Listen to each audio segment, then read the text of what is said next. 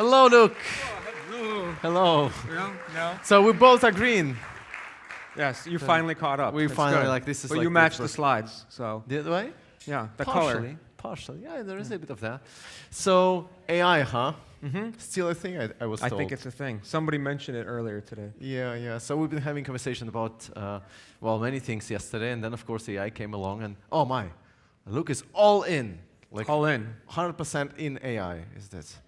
So what do you do? Anybody actually working on a project that now embeds or integrates AI in some way? A few people?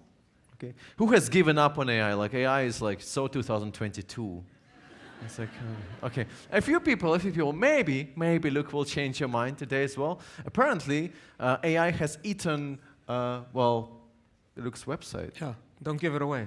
I should. Okay, I will not. So, but let's see. I mean, again, looking at what we, not what we can do with AI, but maybe what we should do with AI and how it all works under the hood.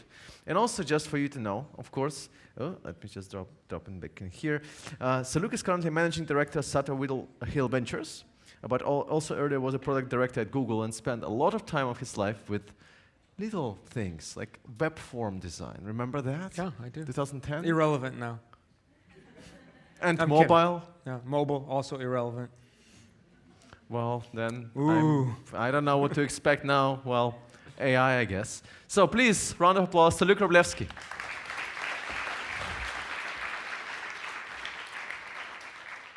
Okay, thank you for having me. And there we go. And all of my little AI guys. Now, the staff here is so on top of it because we blew up these balloons, and the moment you guys walked out the door, they took them all away. And I had an elaborate scheme for all of us stomping on the balloon at the same time and making a big noise. And now that has completely fallen apart. Thank you. One fan. But we're going to try this. Can you stand up for a second? You've been sitting really long. Your butt's probably hurt. Your brains are fried. Okay, so instead of stomping on a balloon, just try to make a big stomp noise. Okay, we have to time it, all right? Ready? So I'm here to talk about how AI ate my website, right? And when we think about that title, you might have some scary thoughts. AI eating a website. What could that be? That doesn't sound very friendly, right? You might imagine some scary things. Okay, so on the count of 3, I'm going to try to time this. I want you to stomp a really scary stomp.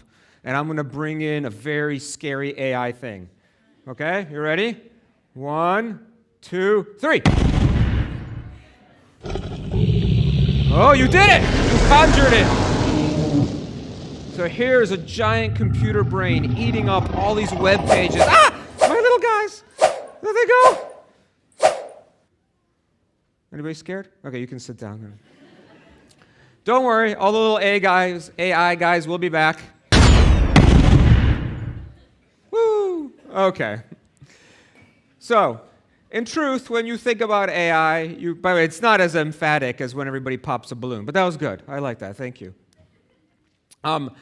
In truth, though, when most people think about AI, they think about something like ChatGPT. We saw a bunch of examples of people using prompt engineering through ChatGPT, right? This is a large language model. You can ask it questions like, who am I? Who is Luke? So I don't really need an intro slide anymore, right? Because all this stuff is just available.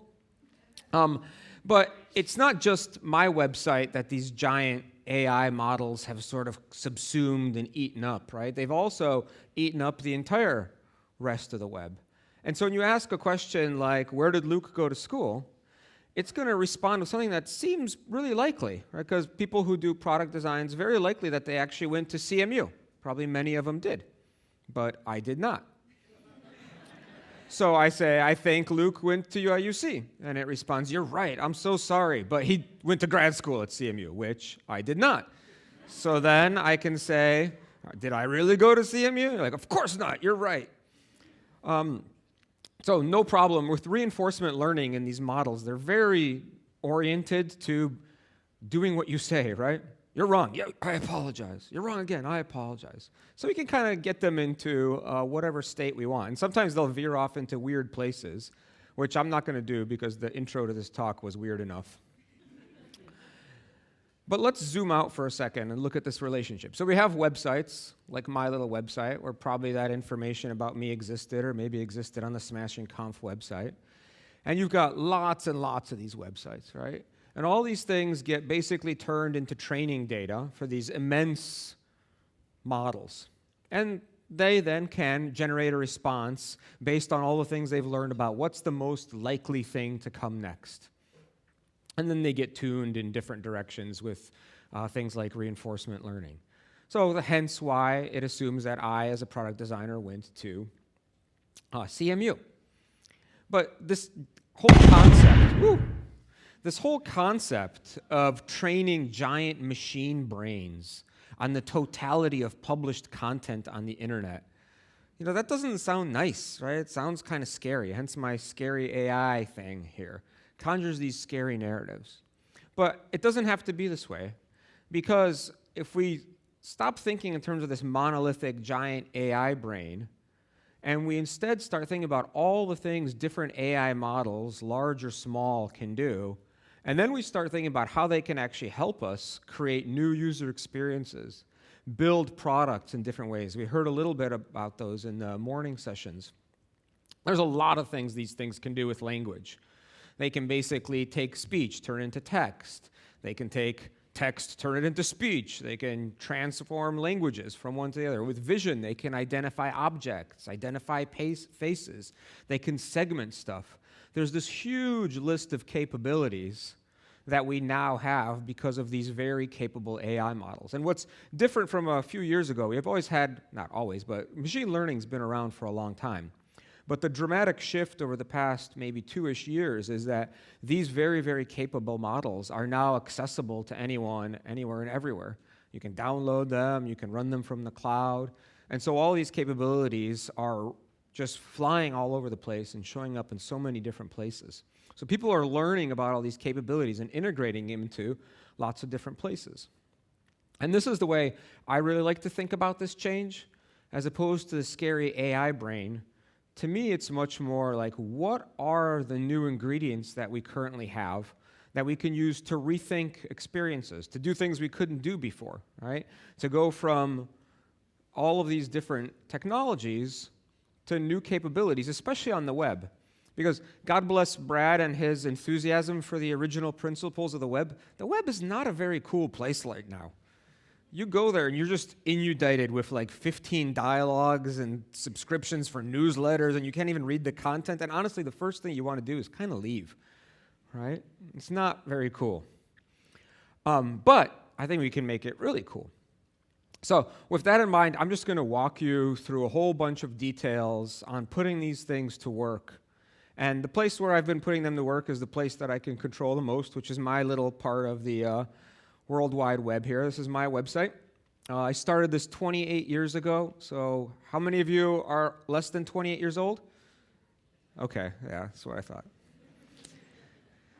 What can you do in 28 years of having a website? So you have things to aspire to. Well, I've written 2,000 text articles, put up about 100-something videos, bunch of PDF presentations, made almost 2,000 images. Yes, you too can achieve such things. That's a lot of stuff. And the way you can make use of that stuff using a web browser, the internet today, is mostly like two modalities. You can search for things, right? You come back with some results. You can browse around. But even just my little website has 500,000 written words, 6,000 minutes of video. So like, God bless you if you ever make your way even through part of that. Highly unlikely. But what if we didn't have to just do search or browse? What if we could actually mirror the real world? And the real world that we're in, Vitaly keeps reminding us about the Pac-Man, right? Talk to each other. What if you could just talk? And so you could ask me a question like, hey, Luke, how do I decide what metrics I should use for my app? And in the real world, what I would do is be like, what do I know about that? I'll think about maybe a bunch of the things I've written, maybe some of the talks I've given in the past. And then I, in my head, assemble an answer and really quickly respond to you. The human brain is an amazing thing, much more amazing than any of these AI models we have. But I would think about what I know, and within, fractions of a second, be able to assemble it into a coherent response and just keep talking and answer you. That's pretty different than our options online. Right? If you do search, how do I pick metrics for my app? Go fish through these links. If you're browsing around and you make your way to all the articles tagged with metrics, well, there's 243 of them. So again, good luck. But what if instead we can do what I'm saying? How do I pick metrics for my app? So go through everything I've written or said on the topic, put them together into a coherent response, cite the sources so you can go even deeper or verify what I said. So in this case, this response, how do I pick metrics for my app? You can see if you put this in the little system I'm going to show you, you get this answer, and one of it is coming from a talk called Mind the Gap from 1 hour, 17 minutes, and 50 seconds. You click on that, and it will take you to that part of the video right there, queued up, and you can see on the slide in the background, how do I decide what to measure? So those citations are tied directly to where the information is coming from. So this is what happens when a bunch of AI models effectively eat all the pieces of content that make up a website and spit up a very different interaction model. And the first question people always have is, well, how do you do that? Well, I'll get to that. But first I want to look at what the experience is, and then I'll talk through the pieces of how it gets put together. Now, when you see this, I ask a question, you respond with an answer. Many people say, well, isn't this just a chatbot? Right? What LLM did you use for this chatbot? It's like, is this ChatGPT? This is what most people start thinking. Well, why does chat keep showing up? Number one, chat is a paradigm that's extremely familiar to all of us. You all have probably spent way too much in your time in your messaging app, even today. Some of you may be on it right now. Right? So this whole paradigm of messaging people, very familiar, very ubiquitous in our lives. So it's quite easy to kind of get in and running with that. But the pattern of this is a series of alternating messages, right? I say something, someone replies, the list goes on. If a message runs long, the space for it, you get what these things look like, right? But is that really a great interaction design pattern for communicating to a global superbrain? Maybe. I don't know. Probably not, though. If you actually look and see some of the issues that come up with this type of pattern, and this is some research from Nielsen Norman, it's not really optimal for an iterative conversation with a set of documents. So they did a bunch of tests on these large language model-based chat experiences, and in particular, people having to kind of scroll through these conversation threads to find things, remember what was what, kind of veer things in the right direction. And a quote on the bottom here I think is pretty meaningful, which is, this behavior is a significant point of friction for everybody that they observed in these studies. So we could probably do a bit better. Now, to account for some of the things that they found in those studies, we made use of a different interaction pattern when creating the experience you saw a second ago. So instead of this back and forth chat, everything expands, what you'll find in this design is something that looks a little bit more like this. And so what does it actually look like? Basically, all the previous question and answer pairs get collapsed after you've messaged them or completed them. Then the current one that you're on will open up, show you lots of space for the answer. And you can kind of go back and forth within them. So let me just show you what this looks like rather than talking about in diagrams. So here you can see, how does free shipping help? It's part of this conversation. There's the response. If I want to go back and see how do you provide real-time feedback, then I open up that one, and the how does free shipping help thing close up. Right, so I can kind of access one question and answer pair at a time, and then I can focus on that specific question that I have and its response when I'm asking it, and the rest kind of just rolls up and gets out of the way. So you can much more easily scan, find the thing you were looking for before, and get back to it. And net, this interaction actually works a little bit more like a FAQ style pattern. You guys have probably seen these, right?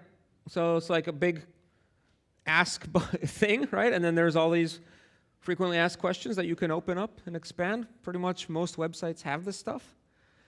And so this is a nice example of when you start from the problem space, right? When you don't start with, oh, we need a chatbot. let's implement a chatbot. And you think about, well, what are we trying to do? Well, people are asking questions, they're trying to get responses, it's tied to a specific set of information. Maybe there's a different interaction paradigm that makes a little bit more sense here. And this Q&A interface that I just showed you looks a little bit more like a FAQ pattern than a chatbot pattern. And I bring this up because too often the process of design starts with something like a competitive audit, or let's go see what everybody else is doing, put it up on a wall, right? And then as soon as you do that, have you ever ridden a bike and you're riding a bike and you look at a tree, where are you going to go? You're going to ride right into the tree, right? It's called target fixation. So as soon as you see that chatbot pattern on ChatGPT, guess where your design is going to go? Right into that pattern. And whether intentionally or not, right, you end up copying what these different things are doing, instead of letting the problem space actually guide the solution. So in this case, starting with understanding that problem of people are asking questions, they need answers, there's going to be a lot of them, they're going to go back and try and reference things, they need a way to scan through stuff. We ended up a little bit more of a FAQ thing than a chatbot thing. So now there's this expandable conversational interface, right? You ask a question, response comes down, some citations come up, but for the purpose of this presentation, because these are big slides on a screen, I've simplified a few things here. So I actually want to show you two more things on how this interface works. And one important one is this concept of suggested content. So you could see here, there's a response, and then immediately after the response, there's a series of follow-on questions that are related to the question you just asked.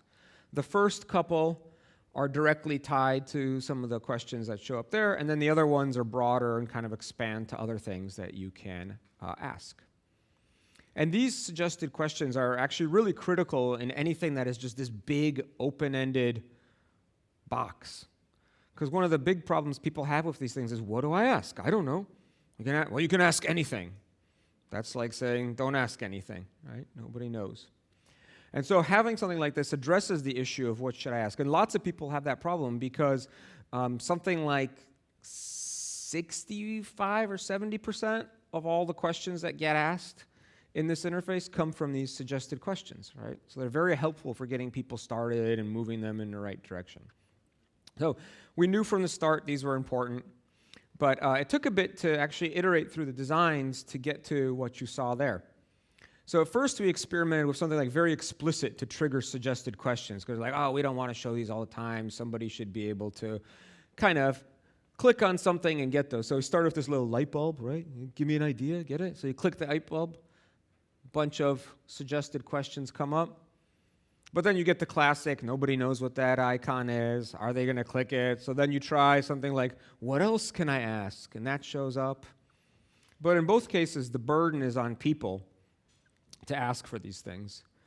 So instead, here's a series of designs that actually just started dropping it right after every answer, you'd get these suggestions. And there was a couple iterations on this until finally we ended up on the most obvious way you could possibly do this, which is the way design always works. It's obvious in retrospect. Just put it directly in line right after the answer. Make it look almost like the answers, except a tiny bit different, and away you go, right?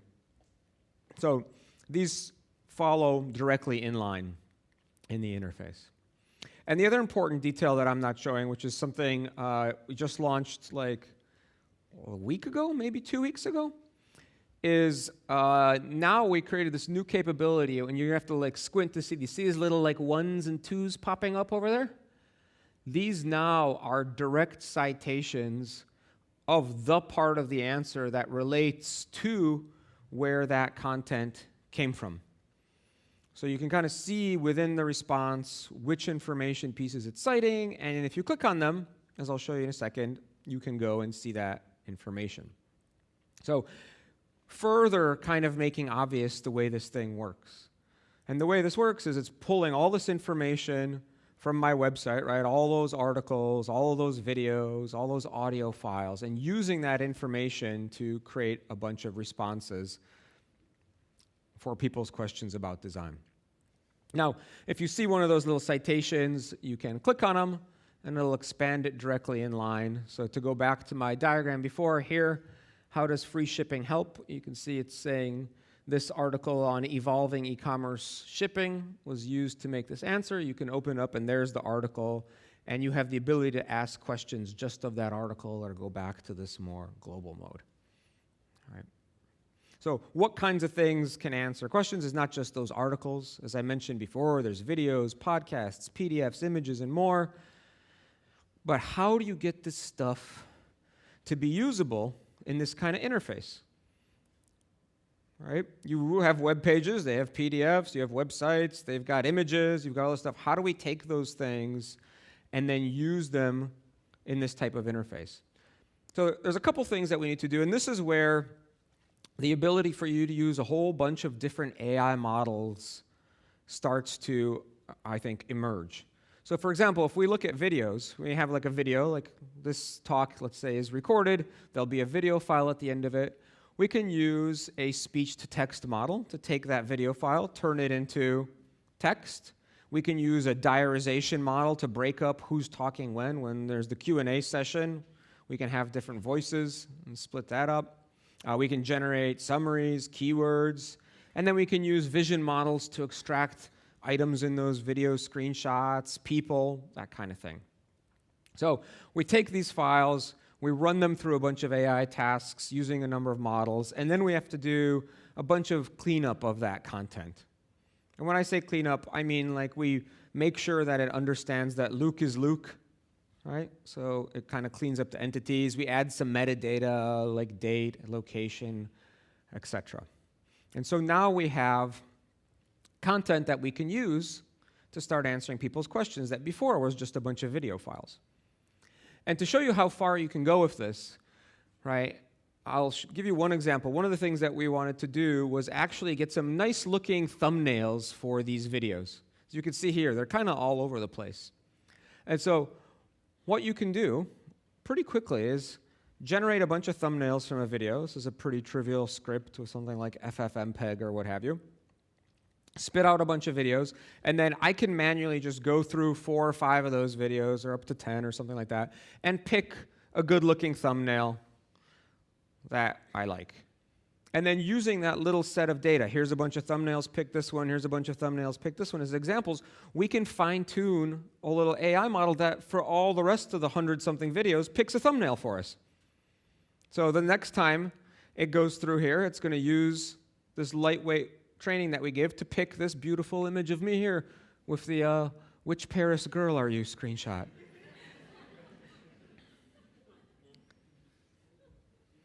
It nailed that part. It left me with a dumb little grin, but whatever. It's probably the best thumbnail of the bunch. So this is just a quick example of how you can think about having AI models do a lot of things for you. If you can kind of model a behavior, to use that word intentionally, if you can show a machine how to do something, you can train that machine to start doing it. And that, I think, is a really big switch to go off in your head. Right? If I can show a machine how to do this, I can get the machine to do it pretty consistently, even little things like this. And so this opens up a lot of possibilities in terms of, again, how you can invert experiences, because you can have machines do all this processing. For audio, we can do the same thing. Take a bunch of podcasts, take a bunch of audio interviews, turn them into text, diarize them, summarize them, whatever you need, do a bit of processing to them, right? Again, same kind of thing for articles, summarize them, extract keywords, generate suggested questions, all this good stuff. So we start with all of these files that make up your typical web page websites, audio, video, text, images, what have you. We use these different AI models to turn them into useful, common kinds of content. And then when we have everything in a common format, this is where some of the secret sauce happens. What we do is we take all those little bits of content, call them chunks, whatever you want to call them, and we basically put them into an embedding space that puts related concepts to it. This isn't exactly how it works, but this is a good mental model to have. So e-commerce-y things go over here. Mobile touchy things are over here, what have you. And in some cases, those are video pieces. In other cases, those are images. In other cases, those are text snippets. Right? So all this stuff is in basically one big, you can think of it as a fuzzy search index. Or another way to think about it is a semantic search index, where you're actually looking things up by their relative meaning as opposed to things like keywords or metadata lookup. So I'll show a system diagram super quick, just so folks get it, like this always happens. But you start with your docs, you do a whole bunch of this cleaning, you stick them into this search index that organizes them, again, in a very fuzzy kind of semantic way. And then you need some way of searching against it. You can have multiple ways of searching against it. Back come some results. You can rank those results. And then you take what you found and you basically use them to generate a response. You can use lots of different models if you want. You can use one model. You can come up with a number of answers, pick the best one using another AI model, if you get the idea. And then you get to a point where you've got the right information to answer people's questions. So we break all the things into little chunks. We stick them into this crazy vector space. And then when people ask questions, we go find the relevant pieces and assemble them into answers. It's AI models up and down. In fact, it goes even deeper. And hopefully this is one thing that you take away from this, right? Like if you go down the rabbit hole, there's like an AI model everywhere in this kind of workflow. Because one of the important things to do is actually learn, right? You get somebody an answer, you want to make sure that your system gets smarter. So one of the things that we did a couple weeks ago is we took all of these lists of questions people ask, and then the list of corresponding documents that we use to answer them, and we trained a custom retriever, which then spits out a score for how good is this document at answering this specific question. And we did that with using that feedback that we were getting. And if you may say, well, why does that matter? If you just take some off-the-shelf AI model that sticks things into this embedding space, right, that kind of puts things in the vector space that you can later find it, those are just trained on general sets of sentences, like global internet stuff. So they'll be okay at finding the pieces that are relevant in my content, but they're not going to be great. And if you make a custom one, these scores mean nothing to you except bigger is better. So that cross-encoder compared to like just using an OpenAI model does a heck of a lot better, right? It's much, much better. So you can make your own little AI models that find relevant bits of content that understand what kind of content you have and what good content is for the specific kinds of questions that get asked on your sites. And the whole thing becomes a virtuous loop. So some of you may be thinking, oh my God, that's a lot of work, right? Why would we do this? Why wouldn't I just show ChatGPT on my website? Well, if you ask ChatGPT a question like, why do so many designs look the same? You're going to get this generic world knowledge answer, right? It's going to be like, well, it's because of cognitive biases, legal and regulatory constraints, economic factors, the influence of trends, and cultural influences. It just sounds like a lot of horse shit to me. So all that work I showed you actually allows us to deliver something that mirrors the way I would actually answer a question, kind of like reflects my specific opinions of things. So instead, when you ask our interface, why do so many designs look the same? I basically say, look, it's because designers are just looking at what everybody else is doing and kind of copying it without thinking too much. Very different kind of answer. And then the other thing you get is all these citations that I was highlighting earlier, where, again, you've got a bunch of information you've published in whatever websites you have or whatever applications you have. You can reference that stuff, make sure that it's cited, and allow people to go deeper into all of it. Now, when I say go deeper, it's worth showing a little bit of example of what that actually means. So we asked this question, why do so many designs look the same, right? And that answer comes from, I mentioned a few times, videos, audio, web pages, whatever. If you were to click on one of those videos, what we're going to actually do is inside this conversational interface, bring up that video. I showed you an example earlier. Take you to that part of the video where that answer is showing up inside of the video track, and then give you the ability to ask questions of it, give you a summary of that video, give you a full transcript that you can search against. So you can click that transcript thing and look for whatever you want inside that video file. If it's an audio file, same thing. We'll just embed an audio player, give you, again, that transcript and summary, allow you to ask questions of these, multi-hour long audio files right then and there. If it is an article, we'll put the article in there. If it's a PDF, same thing. You kind of get it. And so again, this is an example of how this interface, this conversational interface, has basically eaten all the stuff that previously made up a website. Because now all these things appear in the conversation. You ask a question, here's the video that answers it. Now you're watching that video.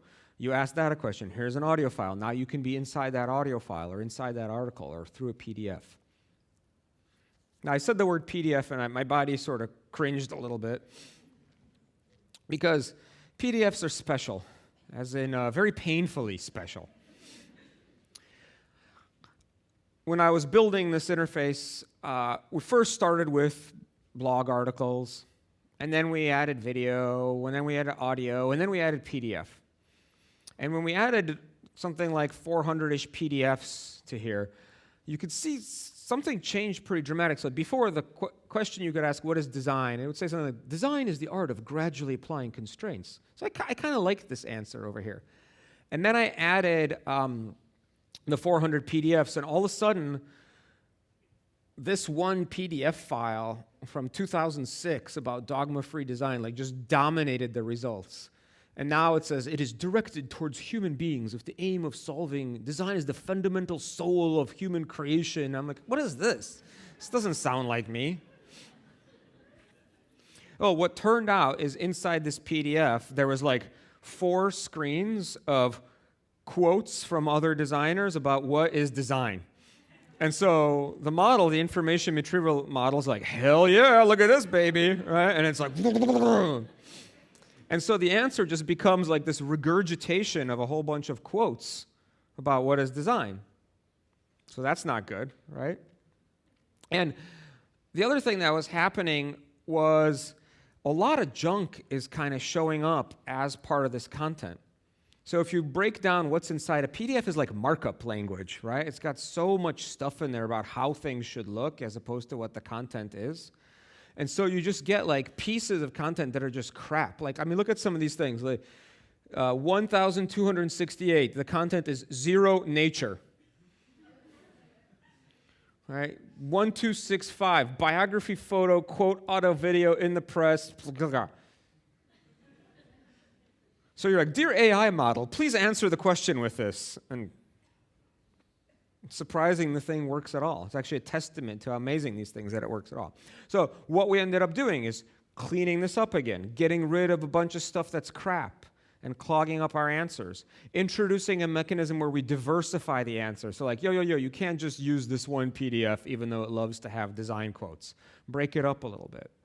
And when we did that, we actually got to this really nice balance answer for what is design. It's a balance. There's a PDF there. There's a video. There's 2 podcasts. There's a text file. Right? And now it's starting to really represent a diversity of content and clean it up. So the answer got a heck of a lot better through cleaning up all this content and balancing what shows up when. And hopefully I'm getting through to you. People ask, what chatbot did you use for this? What LLM is this? Is this ChatGPT? Who cares what it is? If you feed it crap, it's going to respond with crap, right? So you really need to take a lot of the document prep and the data pipelines and the cleanup and all this stuff super seriously. We're dealing in a world now where people are like, well, what am I going to do as a designer? You're going to do data cleanup. You laugh, but it's the content strategy. Anybody remember that? That was a hot button, 20 years ago or something like that. It's a big part of it. And this becomes more like direction, right? Art direction, content direction, model direction, and steering. Somebody needs to have an opinion. When I was showing you those 2 answers on what is design, somebody needs to have an opinion on what is the answer that you want to deliver with the system. What should it be? What can't it be? Right? What is not okay? What is okay? Now, we could do even better because recent advances, and we did this about a month or 2 ago, in vision models have made it possible for us to totally changed the game in what we can do from images and PDFs. So before, we spent a bunch of time like trying to get models to do text extraction, right? We got pretty good at extracting like all the real content from a file. But now what we can do is actually generate things that say something like, the chart illustrates the impact of A/B testing results from 2012 to 2019. The gray line represents this, suggesting a discrepancy between the positive outcomes indicated by A/B testing and actual business results achieved. What do you think is going to make your responses better? This one. All right, here's another example. Here's a screenshot from my Mind the Gap talk. This is what we had before. Like, good job getting all that content and image out of there. That's a pretty tough task. Did a good job. This is so much better. All right? And so now what we do is we have a pipeline that creates this kind of content from every single screen in a PDF and from every single image. And when you then apply that to your embedding index and you change the content again, you once more have a very different set of answers for what is design. And in this case, I think it's getting better. Like every time I've done this, this answer has gotten better. Right? Every time we've enriched the content and spent the time to make sure that what we're feeding in and how we're processing it is a lot better. So this is a process of constant adjustment. It's the same thing like people say, okay, I launched a website, I'm done. No, you're not. Like that's the beginning of it. Oh, I added a chatbot, I'm done. No, that's the beginning of it. So for PDFs, we need lots of cleaning, but now you can see that there's these, in addition to some of the text-based tasks, we've actually got some vision tasks to make sense of all that information and make it useful for these models.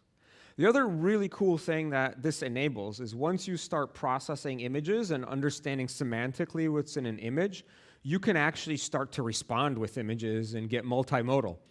So now your website doesn't have to just like spit out text. It can actually do things like this. So I ask a question, what's the difference between AR and VR? And like literally, this image shows the spectrum from VR to AR. You can see that it creates a completely digital world, while AR, it's not only putting the image in the right place in the response, but it's actually referencing it in its response. So this creates a whole new set of capabilities. Right? Now you can start to respond with pages of PDFs too, in the same way. It knows what's in that page of the PDF because we've done all this time, we spent all this time to process it and put it in an embedding index.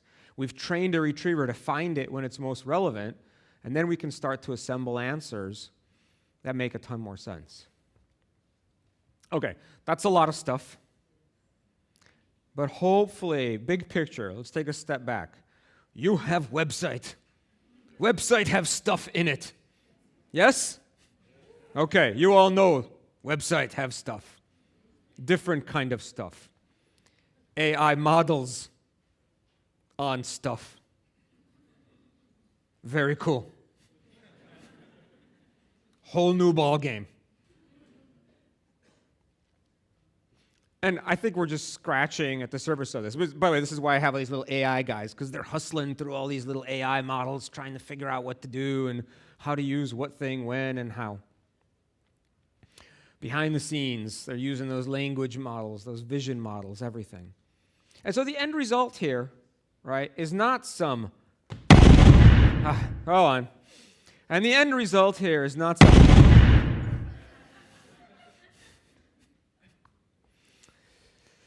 scary AI thing, but instead it's a new way to use all this content, right? To kind of mirror real-world experiences. You don't have to go through those 10 blue links and click on them and then find the part of the article that kind of relates to the thing that you're trying, or have to go browse through long lists of things and read this. You know, you can just say what you're asking, right? And so you could say something like, hey, what should designers do about AI? Yeah, it's going to reference some talks. It's going to give you an answer, and away you go. So these conversational interfaces, whatever we want to call them, or whatever they become in the future, right? I launched this service on my website. By the way, you can all, I should have said this at the beginning, you can all go play with it. Ask.lukew.com. Go ahead, ask whatever questions you want. Don't crash it. But we've been doing this for almost a year and a half now, and like every couple months, there's some big interesting change where we can do new things, right? Now we're doing these inline citations. Now we're putting images in there, and the models are actually referencing the images. Next up, we're going to try doing that within inline video files. Who knows? Lots of stuff to do. So, on behalf of me and all my little AI guys, thank you.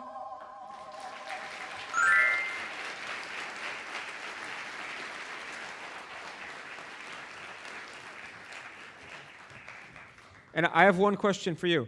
Are we going to actually find out what the bananas are for? Because they've been sitting there all day, and I'm just dying to know.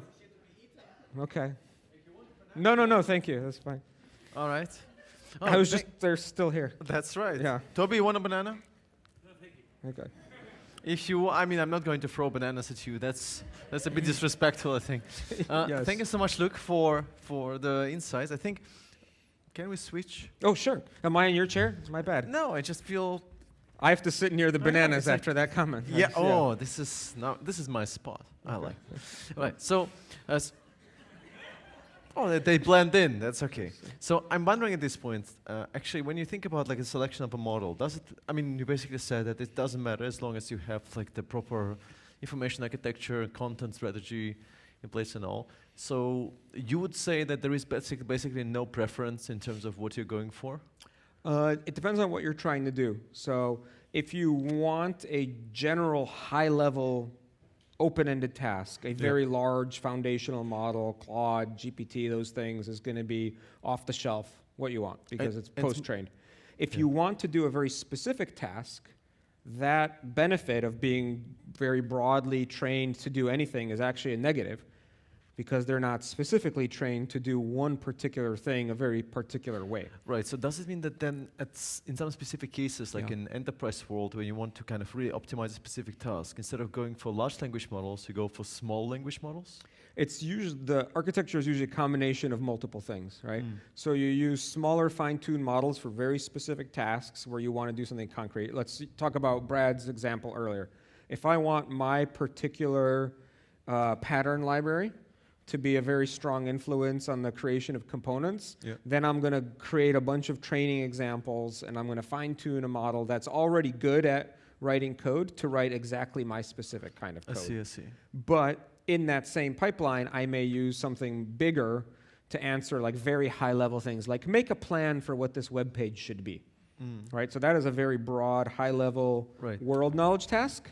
And then like turn it into this code using this library is a very different kind of specific task that you use a smaller fine-tuned model for. Right. I'm also wondering just how come like actually those things like citations, right? And some of those nice features that you find that are in Perplexity and in Claude, like the sharing the actual output, being able to kind of fork it, like what you get in Claude. This is fantastic, but most AI experiences are not like that. So I'm actually wondering, I mean, maybe that's my personal experience, but I just want to share, and I'm wondering what you think as well. I think over the last maybe 3 weeks, I have used Google once.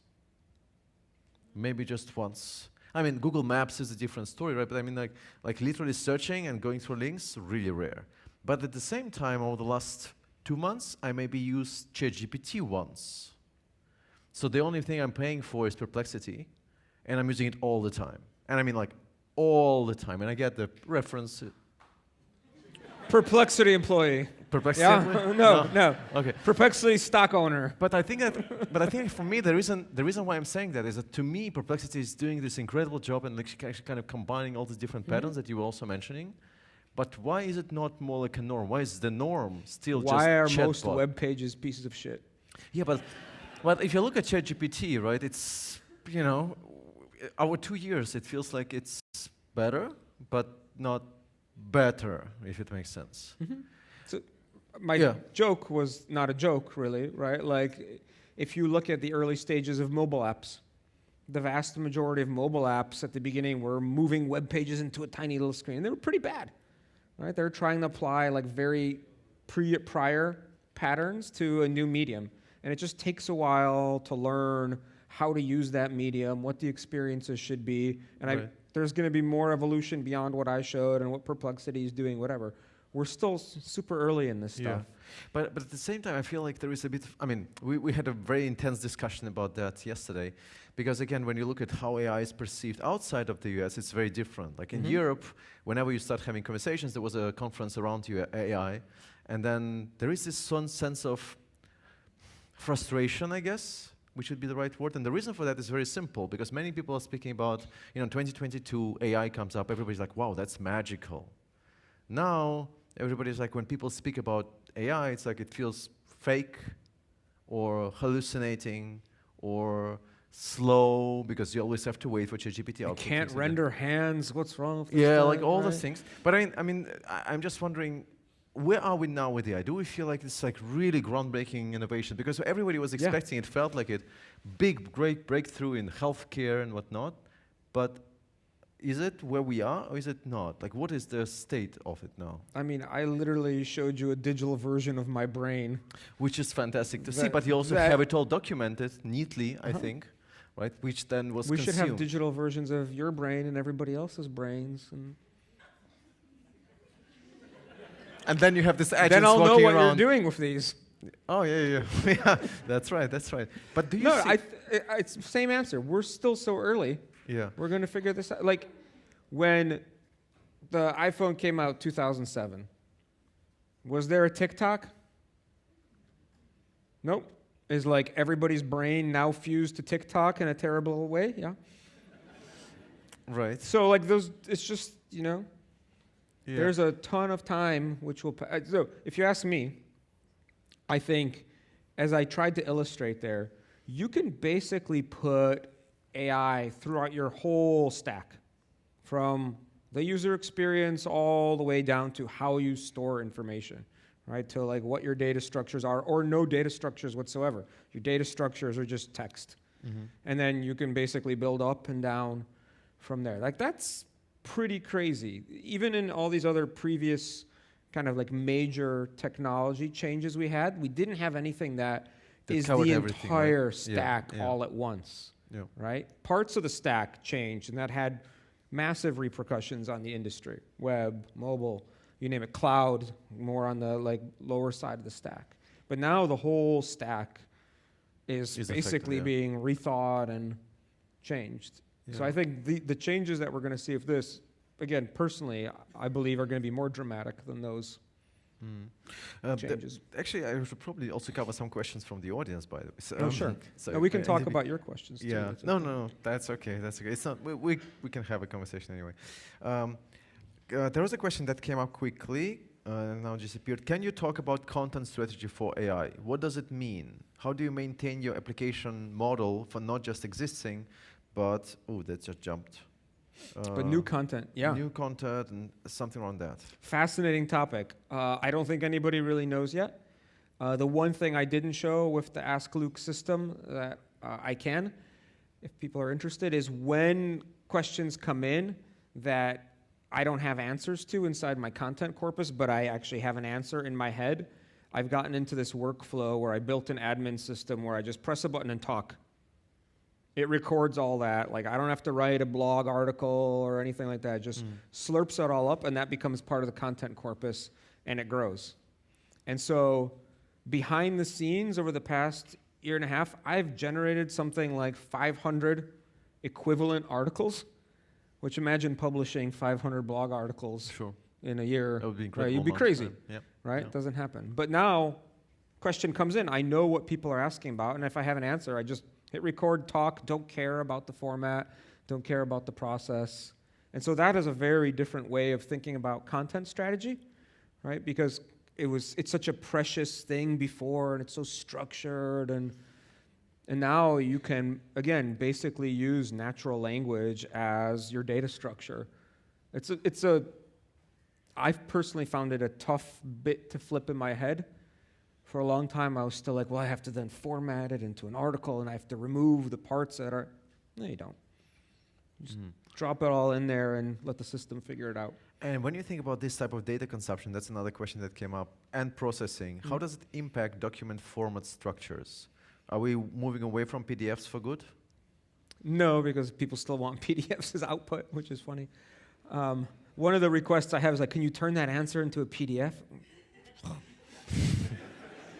Well, now we can turn it into audio podcast. Yeah, I guess. Yeah, turn it into a podcast or turn it Yeah. whatever. It's funny. I always, not always, but I have in the past made fun of Microsoft Copilot because Microsoft Copilot, it sits alongside Microsoft Office, and it's always like, you're making a Word document. Do you want to turn it into a PowerPoint? And then it's like, you're making a PowerPoint. Do you want to turn it into a Word document? Well, you want everything. What am I doing? Right? Yeah, right. Pat is wondering, how do you test AI for hallucination? We are running a financial application and we can't suggest inaccurate recommendations or insights. Accuracy is very critical. We haven't started working on AI yet because we're afraid of giving wrong suggestions to our users. Yep. So the reason why I did this little Ask Luke project a year and a half ago or whatever was because of that exact question.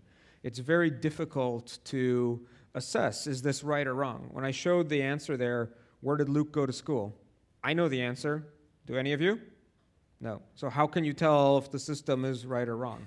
And the reason we built that system on my corpus is because I know all that content, and I could assess and verify what is wrong or right.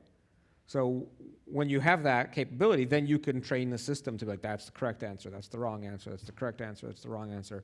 I literally have an interface that our AI researcher made for me, which is like, vote on the response, which one is correct? And I have sat there for hours being like, left, right, left, right, left, right. But that was, a long time ago. Now I think the systems are a lot better at that. And it's obviously an issue that everybody's aware of in the space. I think it's becoming less and less of a concern. And especially if you do the type of thing that I showed there, right? It's not foolproof, but the odds of things going off the rails are like this as opposed to like this. And it'll get better and better, and there'll be more fine-tuning that you can do. Right.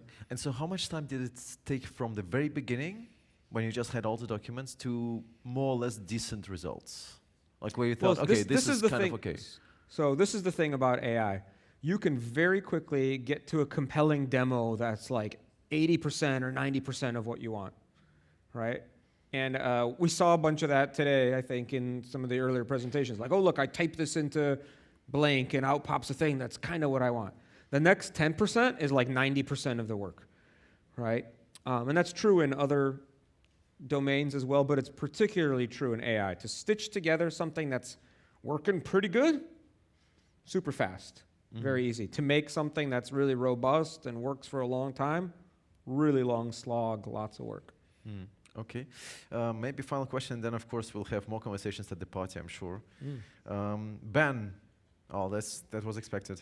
Are you worried about artificial general intelligence, AGI?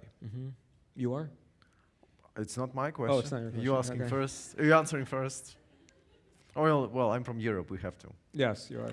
I mean, we have Don't to worry, protect. you've already regulated it away. It's fine. Yeah, we have to There's no- protect the there's no humanity problem. and Right. all. Yeah. The law has been signed, so it's no Yeah, no it's longer already. an It's issue. like you're welcome. Yeah. So, what are you thinking? No. What do you mean no?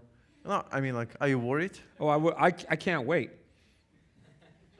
That's a different way of looking at it. If there's machines that can do all the crap work that I have to do all day, and I can just mountain bike all day, like bring it on. All right. Well, let's stay hopeful then, I would say. All right. Thank you so much, Luke, for being with us.